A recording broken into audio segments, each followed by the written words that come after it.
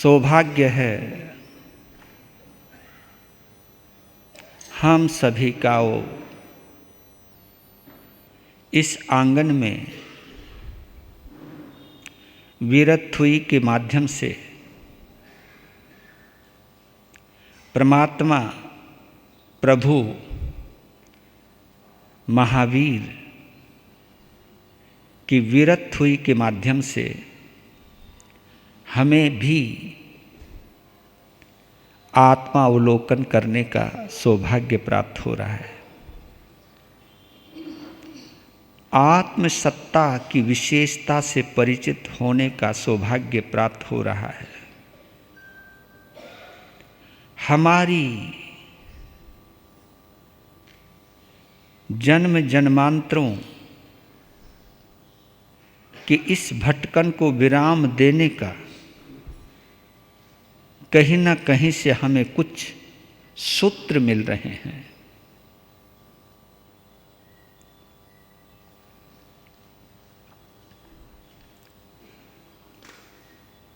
प्रभु महावीर के सानिध्य में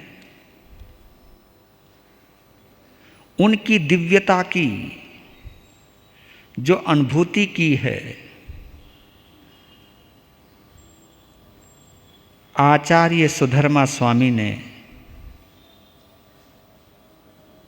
उस अनुभूति को अभिव्यक्त कर रहे हैं अपने शिष्य जम्बू स्वामी के समक्ष, उनकी जिज्ञासा को शांत करने के लिए।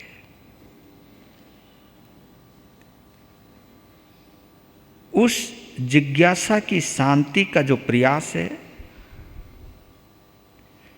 इस प्रयास के लिए हम सभी उस अद्भुत गुरु और शिष्य की जोड़ी को नमन करते हैं, आचार्य सुधर्मा और जम्बू स्वामी।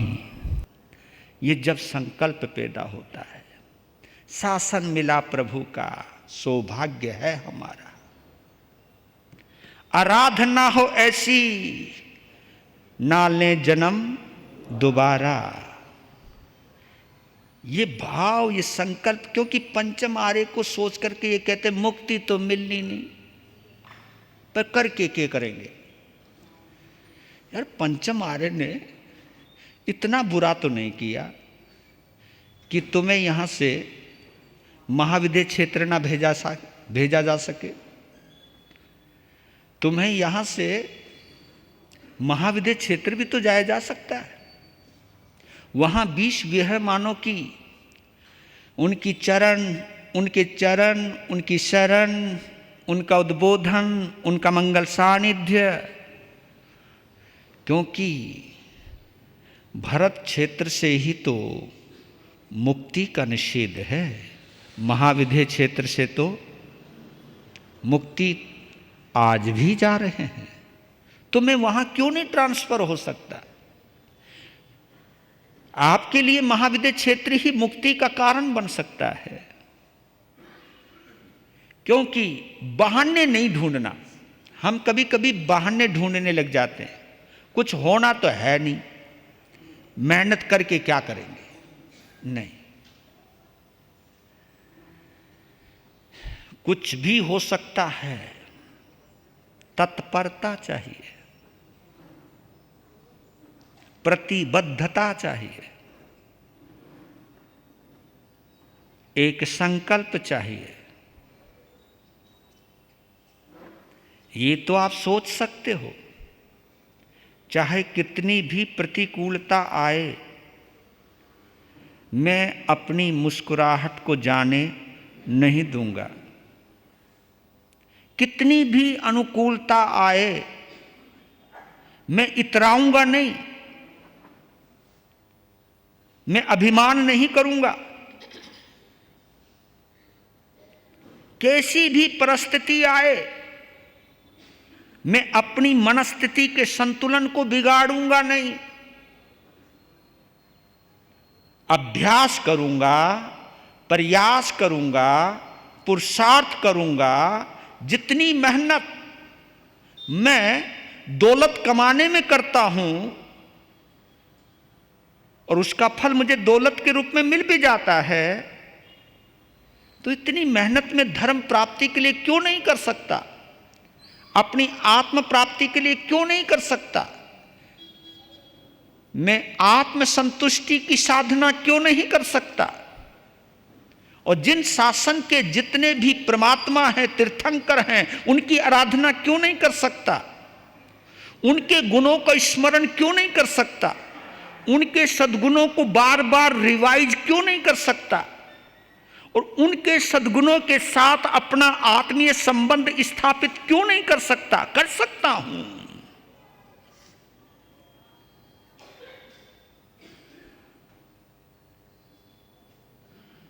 जब आप अंबानी बनने का सपना देख सकते हो,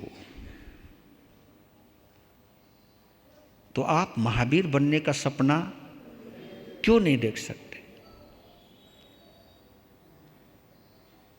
आप बड़े बड़े सेठ बनने की कल्पना कर सकते हो, तो आनंद श्रावक क्यों नहीं बन सकते? आप सुलसा श्राविका क्यों नहीं बन सकती? कहीं अपने को समय के प्रभाव से प्रभावित ना करें, वक्त का बहाना ना बनाएं,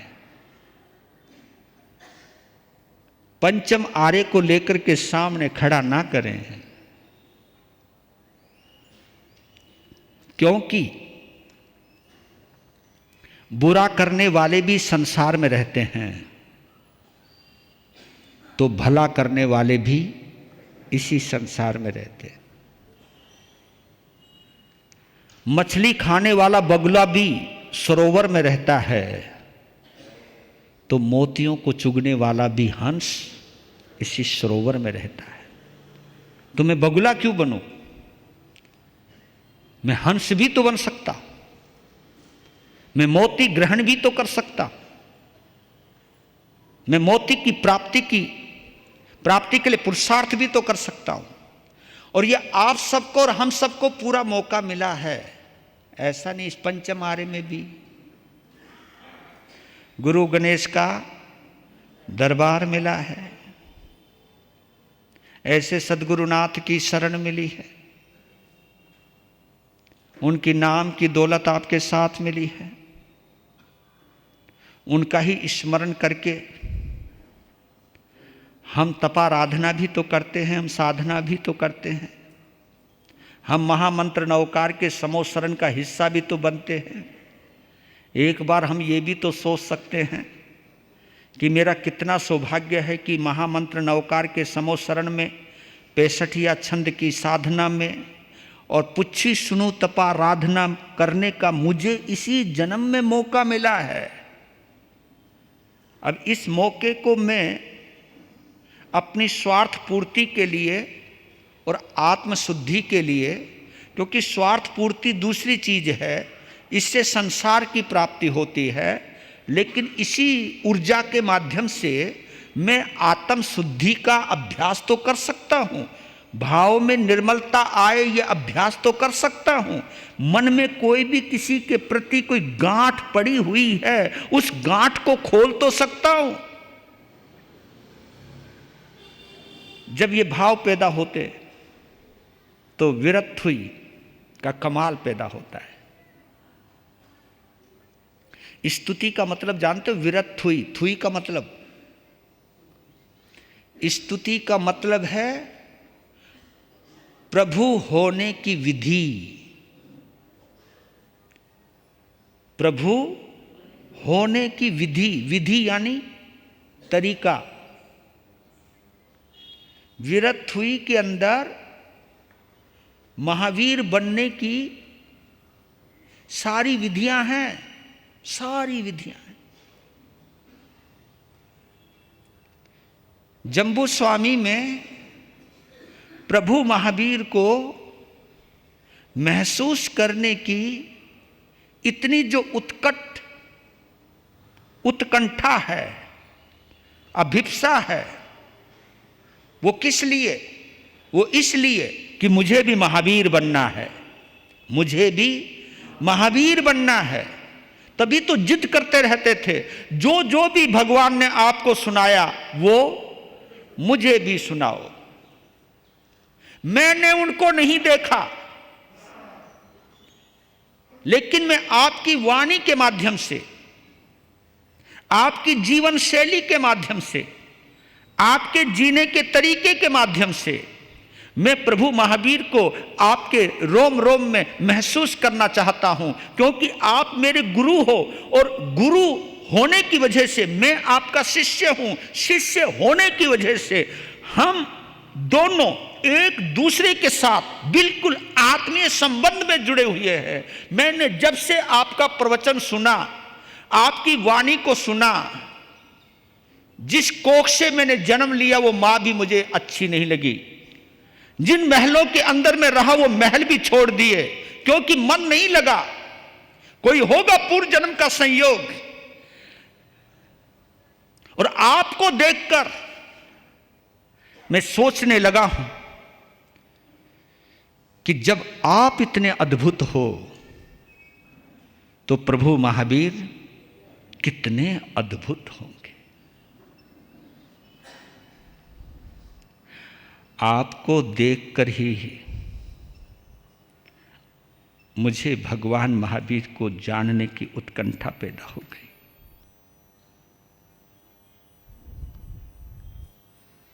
मैं तो आपका ही दीवाना हो गया, लेकिन जिसके आप दीवाने हुए थे मैं उनके बारे में सुनना चाहता हूं। ये देखिए, इस विरक्त हुई के सूत्र में प्रवेश करूं तो एक चीज और बतलाना चाहता हूं। 3 बातें हैं। आपको मैंने कहा था 3 बातें। बुरे को भूलना सीखो, है ना। बुरे को भूलना सीखो, दूसरों को साथ में रखना सीखो। फिर तीसरी बात बोली थी, भगवान की भक्ति में समा जाना सीखो। ये तीसरी बात है, और इस तीसरी बात को पूरा करने के लिए पिछली दोनों बातें पूरा करनी बहुत जरूरी है, क्योंकि इसलिए कर्म है। ये कर्म, पहले हम बुरे को भूलना सीखते हैं, तभी हम दूसरों को साथ में रखना सीखते हैं। और ये दोनों कलाएं अगर हमने सीख ली तो फिर हम भगवान की भक्ति में समा जाना सीख सकते हैं। अब इसको क्लियर कैसे करूं, देखिए, गौर करना। पत्थर पानी में गिरता है, पत्थर पानी में गिरता है, शक्कर दूध में मिलती है और नदी समुद्र में समा जाती है।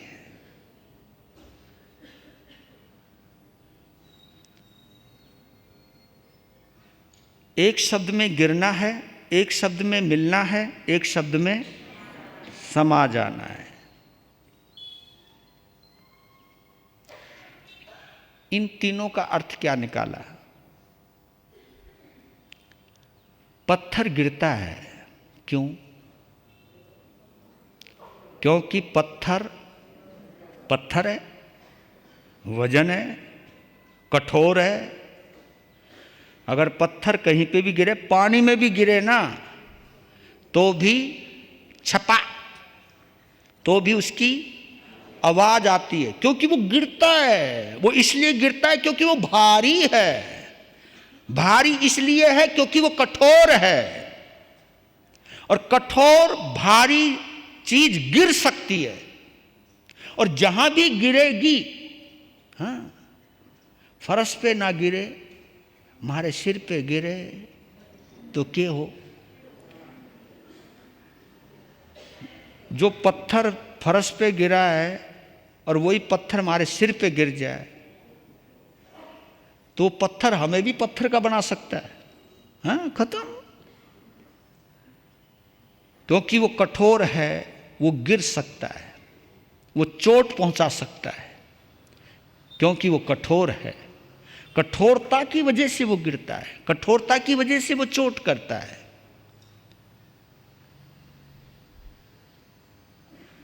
अब गौर करना, 1 किलो का पत्थर और 1 किलो की रुई, 1 किलो का पत्थर 1 किलो की रुई, अच्छा सिर किससे फूटेगा?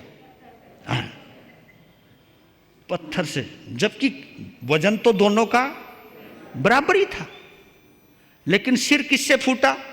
पत्थर से, क्योंकि वो नुकीला भी तो हो सकता है, वो कठोर भी तो हो सकता है। अगर कहीं नोक से गिर गया तो सिर फोड़ देगा, छेद कर देगा। तो पत्थर पानी में गिरता है, क्योंकि पत्थर को कोई दूध में तो गिराएगा नहीं। पत्थर पानी में गिरता है, शक्कर दूध में, हाँ देखो शक्कर बनते ही उसकी क्वालिटी बढ़ गई, दूध के साथ संपर्क हो गया उसका, क्योंकि शक्कर मीठी है, उसमें मिठास है। अब मिठास को कोई पानी में यूं तो गिरेगा नहीं, दूध में उसकी मिठास की वजह से उसे सम्मान मिला कि ये मिठास दूध में मिलाने के लायक है। और ये गिरती नहीं, ये मिलती है, घुलती है। मिश्री भी घुल जाएगी, गुड़ चाहे कितनी बड़ी डली हो, पानी में डाल दो तो घुल जाएगा, उसमें घुलने की ताकत है। लेकिन शक्कर में एक कमी है, क्या?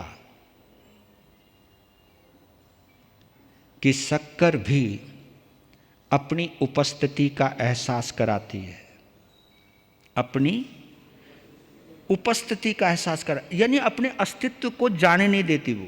वो बताती मैं इसमें हूं। बच्चों से पूछ लिया करो, बिना दूध, बिना शक्कर का दूध और शक्कर वाला दूध।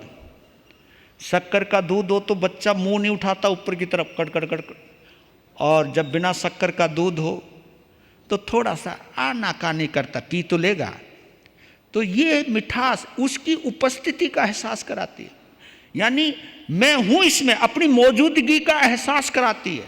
ये उसकी कमी है, इसलिए वो केवल मिलती है। मिलती है इसलिए क्योंकि अपनी उपस्थिति की सूचना देती है कि मैं हूं इसमें, इसलिए उसको मिलना कहते हैं, पत्थर का गिरना कहते हैं। लेकिन जब नदी समुद्र में समा जाती है, उसको हम समाना कहते हैं। समाने का मतलब अपने अस्तित्व को सागर में विलीन कर देना। नदी समुद्र से मिलने से पहले उसका नाम भी होता है, उसका स्वभाव भी होता है, लेकिन जैसे ही नदी समुद्र से मिलन करती है, उसमें समा जाती है, तो अपने पूरे अस्तित्व को उसके अंदर विलीन कर देती है, यानी वो सागर का ही रूप ले लेती है, अपने ही रूप को खत्म कर देती है। और आपको बताऊं बहनों, माताओं, हाँ, ये धर्मपत्नी का दर्जा केवल तुम्हें ही मिला, इन्हें धर्मपति कोई कहता ही नहीं। आदमी को धर्मपति नहीं कहते, ये बेचारे केवल पति हैं। और तुमको क्या कहा? धर्मपत्नी। किस वजह से? क्योंकि आप अपना पूरा अस्तित्व अपने पति को, जो पति का गोत्र है वही आपका गोत्र हो जाता, अपने गोत्र को भी खो देते हो। लेकिन नहीं, अपने आप को पूरी तरह विलीन कर देती हो आप, इसलिए धर्म पत्नी हो आप। यानी सामने वाले का धर्म ही अपने अंदर समाहित कर लिया कि आज के बाद मेरा गोत्र वही होगा जो मेरे पति का, वही कुल, वही खानदान, वही परंपरा, वही चीज होगी। ये जो समाने की प्रक्रिया है, इसलिए आपको धर्म पत्नी का दर्जा दिया, क्योंकि आपने उनके धर्म में अपने आप को विलीन कर लिया, इसलिए आपका सम्मान है। करो या ना करो वो उनकी मर्जी, पर लेकिन आपके बिना,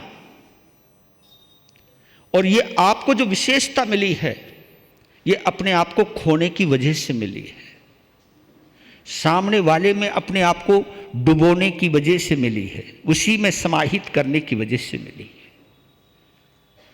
इसलिए आपको गृह लक्ष्मी भी कहते हैं। और मैं बताऊं, घर में आदमी भी रहते हैं लेकिन घर बनता ही क्यों भाई? ये तो मुझे तुमसे पूछना पड़ेगा, इनसे क्या पूछना? घर किनसे बनता? तुमसे बनता है। घर तुमसे बनता है। गृह लक्ष्मी आपको कहते हैं, गृह लक्ष्मी हमारे घर की। हाँ, इनको घर का कोई कुबेर भी नहीं कहता बेचारे, जबकि कमाते यही है बेचारे, लेकिन इनको कुछ नहीं कहा जाता। और बताऊं जी, घर में इनका जी भी नहीं लगता। कई कह रहे नो जी जिस दिन छुट्टी होवे ना, जिस दिन घर में रहना बड़ा मुश्किल हो जाए, नो फिर क्या करो? नो जी फिर आप जैसों के पास आ जाए। नो अच्छा जी। नो अगर हम ना हो, नो जी दोस्तों में निकल जाए, क्योंकि जिस दिन छुट्टी होती है घर में रहने का दिल नहीं करता। और देखो ये घर छोड़ती नहीं।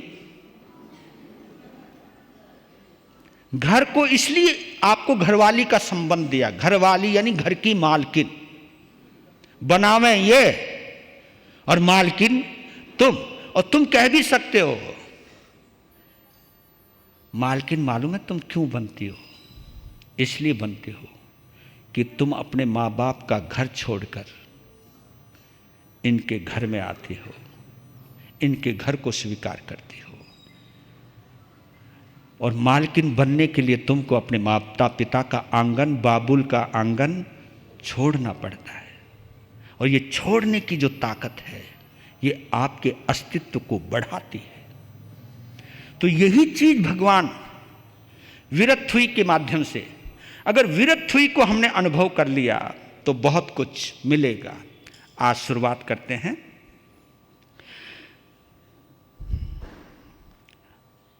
बोलिए शासनपति भगवान महावीर स्वामी की। बोलिए गणधर सुधर्मा स्वामी भगवान की। बोलिए आर्य जम्बू स्वामी भगवान की।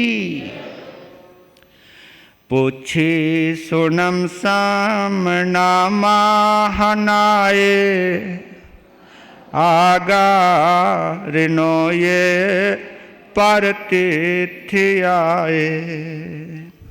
से के इने गंत हिये धम्म माहो, अनिल समसाहो समीखियाए। कहम चरणानम कहम दंसनम से, शीलम कहम नाय सुतस्य आसी। जाना सिनम भिक्षो जहाँ तहेनम, आहा सुतम बोहि जहाँ निसंतम। आहा सुतम बोहि जहाँ निसंतम। कुल 29 गाथाएं हैं। 29 गाथाओं में 2 गाथाएं प्रसन्न स्वरूप हैं, 2 गाथाएं केवल जम्बू स्वामी की हैं, और बाकी 27 गाथाएं सुधर्मा स्वामी की हैं।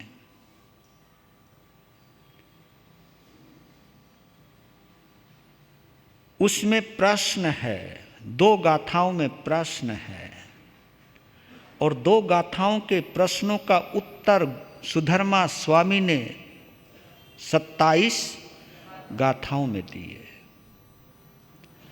इसके पीछे कोई ना कोई लॉजिक जरूर है, क्योंकि 27 का अंक पूर्ण होता है और साधु के गुण 27 होते हैं। अरिहंत बनने की शुरुआत संत से होती है। संत बिना कोई अरिहंत नहीं बन सकता। 27 गुण साधु के हैं। और यहां इसलिए भगवान महावीर को भगवान भक्तों ने कहा है।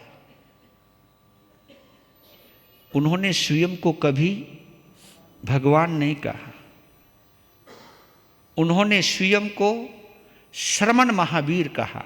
श्रमण महावीर। और दूसरा शब्द और दिया उन्होंने, निर्ग्रंथ महावीर, निगंठम महावीरम। ये 2 उद्बोधन हैं, इसलिए इसको श्रमण धर्म भी कहते हैं, इसको निर्ग्रंथ धर्म भी कहते हैं। क्योंकि धर्म को अनुभव करने के लिए निर्ग्रंथ होना बेहद जरूरी है। हम इस निर्ग्रंथ धर्म का आनंद इसलिए नहीं ले पा रहे क्योंकि हम निर्ग्रंथ बनने का अभ्यास ही नहीं करते। हम साधु तो बन गए। साधु बनना भी बहुत बड़ी बात है। साधु का मतलब है अपने आप को साधना, अपने आप को बदलना। सबसे पहले श्रावक बनता है। और आपको मालूम है, श्रावक को और साधु को एक ही कहा है। आप कभी कभी कहते हो कि ये कैसे हो सकता है, क्योंकि मेरी इस बात के ऊपर कभी कभी कई लोग चर्चा कर लेते हैं। नमस्कार महामंत्र है, नमो लोए सव्व साहुर्णम। इसके अंदर केवल साधु साध्वियों को ही नमन नहीं किया गया है, इसके अंदर श्रावक श्राविकाओं को भी नमन किया गया है। क्योंकि मैं साहू शब्द प्रयोग किया है, संत का प्रयोग नहीं हुआ वहां।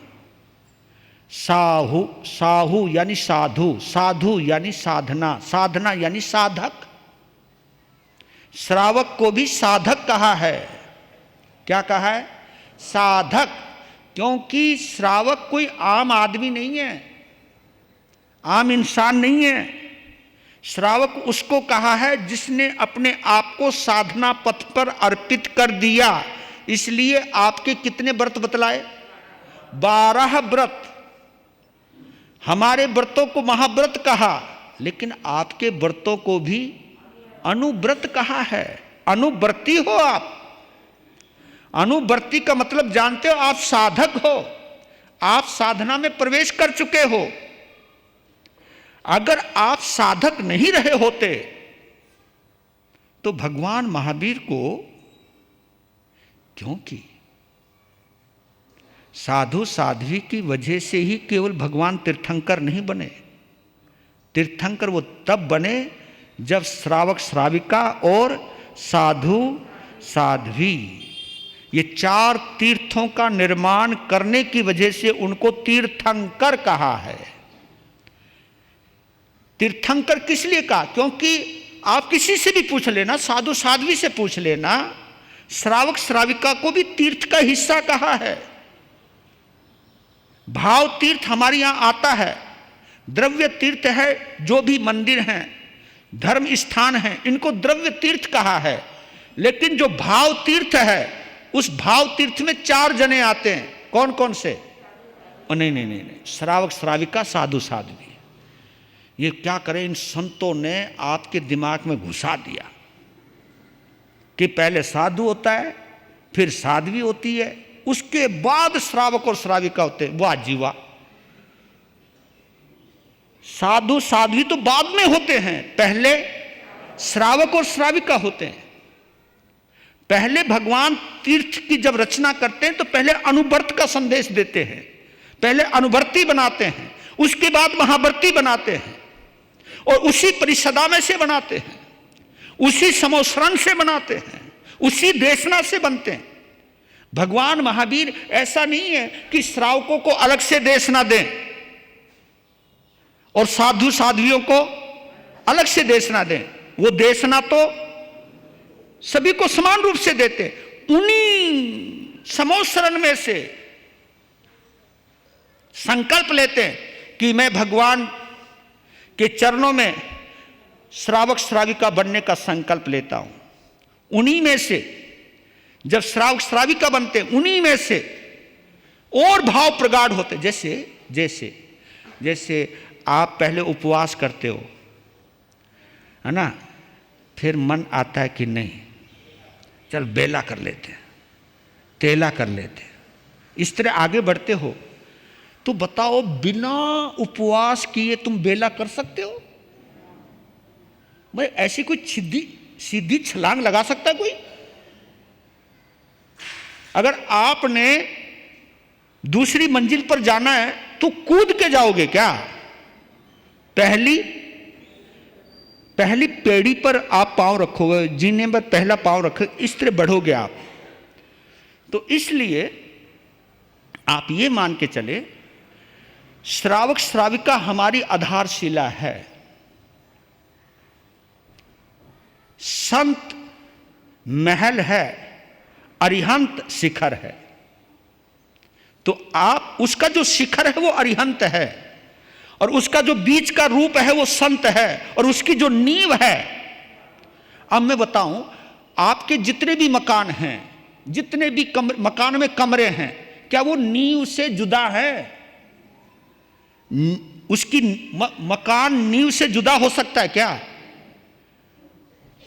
नींव उसको कहते जो दिखाई ना दे, उसको नींव कहा है।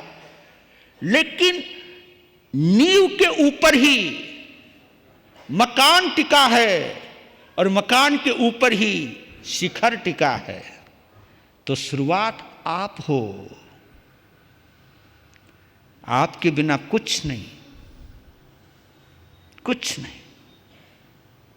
इसलिए समझा रहा हूं आपको कि जीवन में आप कहीं से भी छोटे नहीं हो। आपका भोगावली कर्म का उदय है। आप संसार में रहते हुए भी जिन शासन की सेवा का संकल्प लेकर के चलते हो, हम जैसे संतों को संभालते हो। मैंने एक दिन बोला था, तुम लोगों का हमारे बिना काम चल सकता है, लेकिन हमारा तुम्हारे बिना काम चल ही नहीं सकता। पूरी तरह आप पर डिपेंड है। तो हमारा आधार हो तो आप कैसे छोटे हो सकते हो? हमारा अस्तित्व आप पर टिका हुआ है, कैसे छोटे हो सकते हो? इसलिए बोल रहे हैं कि पुच्छी सुनम समना महानाय, आगा ऋणो ये पर तिथि आए। क्योंकि जब से जम्बू स्वामी संत जीवन में आए, साधु जीवन में आए हैं, निर्ग्रंथ धर्म का हिस्सा बने हैं, तो विहार भी करते हैं, लोगों में भी जाते हैं, आहारचर्या, विहारचर्या। दुनिया उनको देख रही है, दुनिया को वो देख रहे हैं। तो उसके आधार पर बोले हैं जम्बू स्वामी, हे गुरुदेव, पुच्छी सुनम का मतलब होता है पूछते हैं। पुच्छी सुनम यानी पूछते हैं। पूछते किससे? मुझसे। जो कोई भी मिलता है मुझसे पूछते हैं। और मिलने वालों में कौन कौन है? श्रमण भी हैं, ब्राह्मण भी हैं, आगारिनो सदगृहस्थ भी है। यहां पर आगारिनो किसको कहा? सदगृहस्थ भी हैं। पर तिथि आए, पर तीर्थी भी हैं। पर तीर्थ उसको कहते हैं, हाँ तीर्थ को कहते हैं। हाँ, इसको जरा हम समझ लेते हैं। तीर्थ का मतलब होता है जहां से तिरा जाए। तीर्थ का मतलब जहां से तिरा जाए। तिरा जाए यानी जहां से पार हुआ जाए। और सनातन परंपरा में उनको घाट भी कहते हैं। घाट, घाट के ऊपर नाव बंधी हुई रहती है। वो घाट इसलिए कहलाते हैं कि नदी को पार करना है तो एक घाट बना हुआ रहता है जहां पर लोग इकट्ठे होते और नाव वहीं आकर रुकती है। उस घाट के ऊपर आने के बाद उस घाट के माध्यम से नाव पर उतरा जाता है। तो नाव उसको कहते हैं जो घाट से बंधी हुई है। जहां नाव बंधी हुई रहती है उसको क्या कहते हैं? घाट। घाट इसलिए कहते हैं क्योंकि नाव जहां बंधी है। तो ये मत समझना, भगवान ने यह भी कहा है कि एक ही घाट से कोई पार नहीं होता।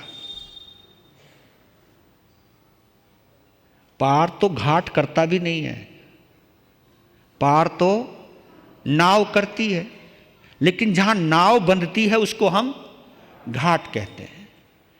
तो किसी भी धर्म से मुक्ति में जाया जा सकता है। हमें ये पहले महसूस करना बंद होना चाहिए कि जैन लोग ही मुक्ति में जा सकते हैं। सहमत हो आप? क्या जैन के अलावा कोई मुक्ति में जा ही नहीं सकता?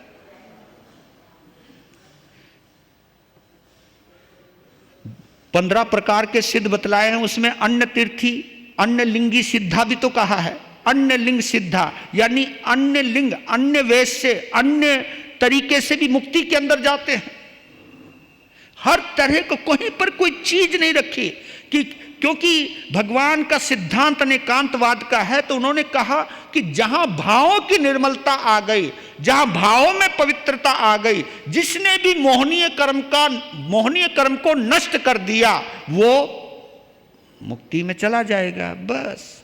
पर लेकिन वो बोल रहे हैं कि अनेक साधु साध्वी, अनेक ब्राह्मण, अनेक सद्गृहस्थ, अनेक अन्य धर्मों को, अन्य संप्रदायों को मानने वाले, हर कोई मेरे से एक ही बात पूछता है, हर कोई एक ही बात पूछता है, से केई नेगंत हियम धम्म माहु अनेलिसम साहु समीक्षियाए। से यानी वो कौन है? से यानी वो कौन है जिन्होंने एकांत रूप से, एकांत यहां पर एकांत, नेगंत हियम, एकांत रूप से हित रूप, एकांत रूप से हितकारी, एकांत रूप से मंगलकारी, एकांत रूप से यानी इसके अलावा कोई हितकारी है ही नहीं, इसके अलावा कोई मंगलकारी है ही नहीं। एकांत रूप से हित रूप वाली जो धर्म कहा है,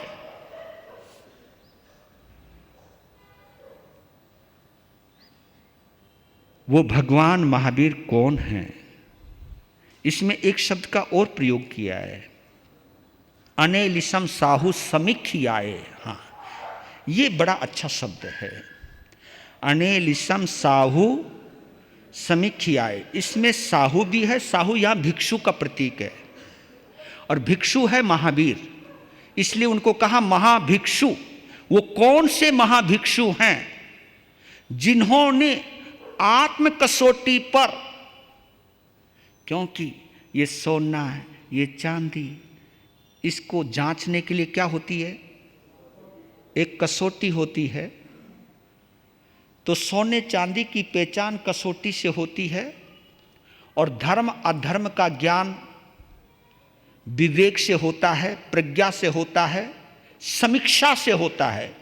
साहु समीक्षियाए, जिन्होंने आत्म धरातल पे साधना करने के बाद, मोहनीय कर्म को जानने के बाद, मैत्री भाव को अपनाने के बाद, जिन्होंने एकांत हित रूपी धर्म की प्रभावना की, धर्म की स्थापना की, धर्म आत्म धर्म की सूचना दी, ऐसे एकांत हितकारी महाभिक्षु, महाश्रमण भगवान महावीर कौन है?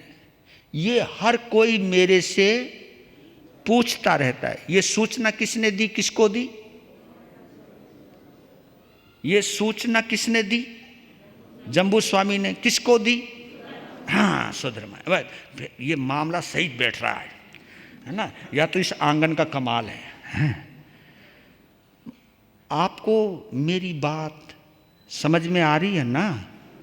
नुके जी अच्छे ढंग से, ऊपर से तो नहीं जा रही। मैं बताऊं ऊपर से किन के जाती है? जो लटके ले रहे हैं। हाँ। अब आदमी सो रहा हो तो ऊपर से ही जाएगा। हाँ, बातें उनके ऊपर से भी जा सकती है जो सोए हुए तो नहीं है। आंखें तो खुली है लेकिन दिमाग कहीं और है। यार घर का ताला बंद करना भूल गई यार, वहां पर ये पंगा हो गया। अरे यार तिजोरी की चाबी खोली छोड़ गया, जेवर रखे हुए थे। अब उस बंदे को पता कोई चलेगा कि जम्बू स्वामी गौतम सुधर्मा स्वामी से क्या पूछ रहे? ये तभी जानने को मिलता है जब ये भाव हो जाए कि मैं इस वक्त जिन शासन की सदस्या हूं, जिन शासन का सदस्य हूं, मैं इस वक्त शरीर संसार की चिंता नहीं, बल्कि सिर्फ आत्मा को जानने के लिए और इसी आत्मा के जरिए जो वर्धमान महावीर बना, जो आत्मा से परमात्मा बना, उनके अंतर जगत की यात्रा करने के लिए आया हूं। जब मैं अंतर जगत का यात्री बन ही गया हूं तो मुझे बहिर्जगत से अपना संबंध तोड़ना ही है। दुनिया के काम तो शरीर से जुड़े हुए हैं, लेकिन परमात्मा को समझने के लिए आत्मा से जुड़ना बहुत जरूरी है। क्योंकि आत्मा से जुड़े बिना कोई परमात्मा से जुड़ ही नहीं सकता। संसार की उत्पत्ति शरीर के माध्यम से होती है, संसार की उत्पत्ति शरीर के माध्यम से होती है, लेकिन परमात्मा की उत्पत्ति आत्मा के माध्यम से होती है। जब दो शरीर जुड़ते हैं संसार का निर्माण होता है, लेकिन जब दो आत्माएं मिलती हैं तो परमात्मा का निर्माण होता है। जब दो आत्माएं जुड़ती हैं तो कोई भगवान होता है, कोई भक्त होता है।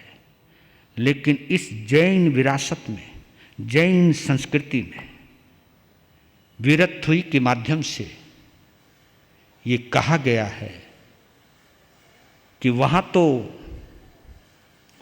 तो जहाँ भगवान भगवान रहता है, भक्त भक्त रहता है। लेकिन ये वो घाट है जिस घाट पर भक्त भी भगवान हो सकता है। जब भक्त भगवानमय हो जाता है तो फिर वो भक्त नहीं रहता। एक कीड़ा है भंवरी, भृंगी बोलते हैं उसको, भृंगी। उसका एग्जाम्पल दिया है स्वामी आनंद घन का नाम सुना होगा आपने, स्वामी आनंद घन। उन्होंने उस चीज को रेखांकित किया। और स्वामी दत्तात्रेय भी हुए, उनके 24 गुरु थे। 24 गुरु में एक गुरु भृंगी भी थी। भृंगी आपने देखी होगी, जो दीवार में मिट्टी का घर बनाती है। भैं भैं भैं, वो भंवरी इसलिए कहलाती है, वो भैं भैं करती रहती है। और वो क्यों कहा गया? वो बिना पंख के कीड़े को लाती है और मिट्टी के घर में एक छेद होता है, उस छेद से उस कीड़े को अंदर डाल देती है और फिर थोड़ा सा बंद कर देती है।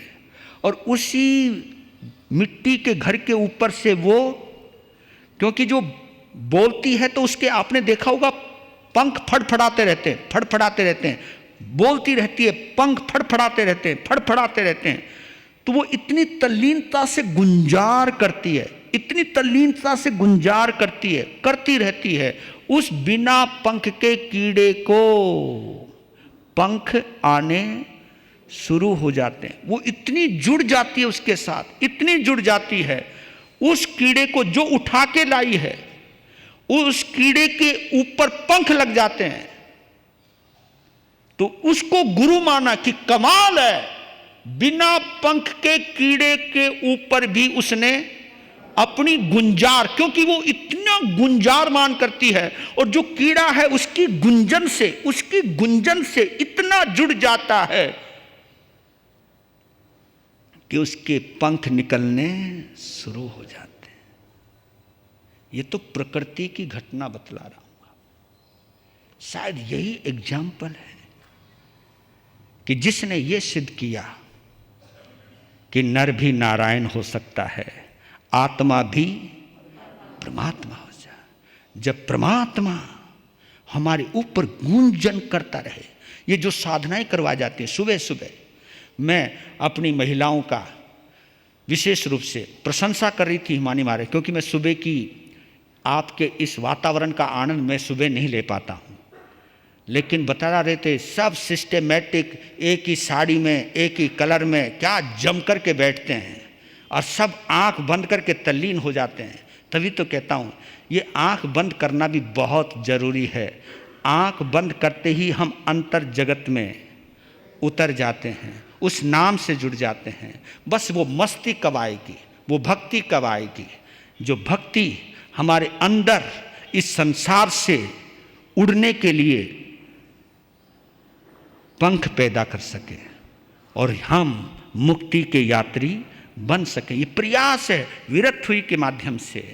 और दूसरी बात और कहना चाहता हूँ कि अगली गाथा में उन्होंने पूछा है, कहम च नानम कहम दंसनम से शीलम कहम नाय सुतस्य आसी जानासीनम भिक्षु जाहा तहे नम आहा स्वयं बोही जाहा निसंतम। ये देखिए क्या गजब है। विरक्तुई की यही विशेषता है। जम्बू स्वामी ने अपने गुरुदेव से भगवान महावीर के संबंध में ये नहीं पूछा वो किस राजा के राजकुमार थे, ये पूछा ही नहीं। किस राजा के राजकुमार थे, उनका शरीर कितना सुंदर था, उनके शरीर पर कितने शुभ लक्षण थे, ये कोई सवाल नहीं किया। शरीर से संबंधित, संसार से संबंधित, सत्ता से संबंधित कोई सवाल नहीं किया, कोई सवाल ही नहीं किया कि वो दिखने में कैसे थे, ये नहीं पूछा। वो किस देश के राजकुमार थे, उनका महल कितना ऊंचा था, उनका साम्राज्य कितना बड़ा था, ये कुछ नहीं पूछा। पूछा तो क्या पूछा, उनका ज्ञान कैसा था, उनका कहम च नानम कहम दंसनम से शीलम कहम नाय सुतस्य आसी।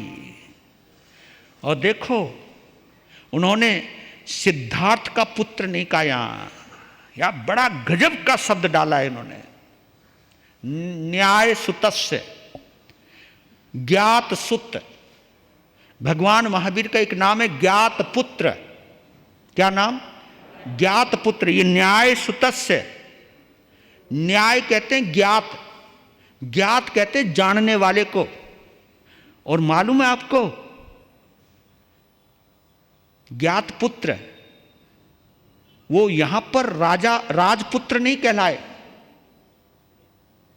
उनको यहां पर श्रावक पुत्र कहा है। क्या बात है, क्या बोला? श्रावक पुत्र, ज्ञात पुत्र से, ज्ञात पुत्र श्रावक का नाम है। श्रावक को हमारे यहां, जे तुम तो कोई झेलावत है, कोई संकलेचा है, कोई है, हमारे यहां पर आप केवल ज्ञात हो, ज्ञात। श्रावक को एक शब्द दिया है ज्ञात, ज्ञात कहते हैं जानने वाला। किसको?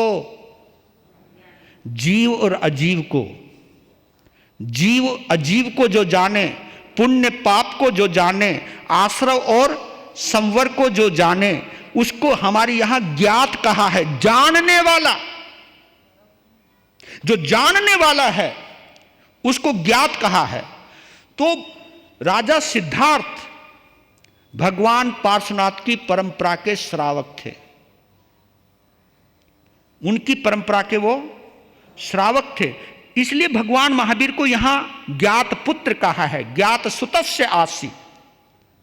क्या गजब है कि उस श्रावक के पुत्र जो जीव अजीव को जानता था, ऐसे भगवान महावीर का ज्ञान कैसा था, उनका दर्शन कैसा था, उनका शील, उनका चरित्र, उनका स्वभाव कैसा था प्रभु। जानासीनम भिक्षु जहां तहनम आहा सुहम भूई जहां निसंतम। यहां बड़ी गजब की बात की। हे प्रभु, आपने उनको साक्षात देखा है, साक्षात देखा है। जानासीनम, तुम अच्छी तरह से जानते हो, अनुभव किया है उनका। जानासीनम, भिक्षु शब्द यहां फिर भी महावीर के लिए आया है। यहां भिक्षु फिर महावीर के लिए आया। वो महाभिक्षु, जिस महाभिक्षु को आप जानते हो, अच्छी तरह से जानते हो, उनको जिया है आपने, उनको पिया है आपने, उनके साथ रहे हो आप, और आत्मा से रहे हो, शरीर से कम, बुद्धि से कम, विवेक से रहे हो, आत्मा से रहे हो। ऐसे महापुरुष को जब आपने अंदर से जाना है, कृपया उन्हीं के बारे में मुझको सूचना दे दीजिए। मैं भी उनको जानना चाहता हूं। जय हो।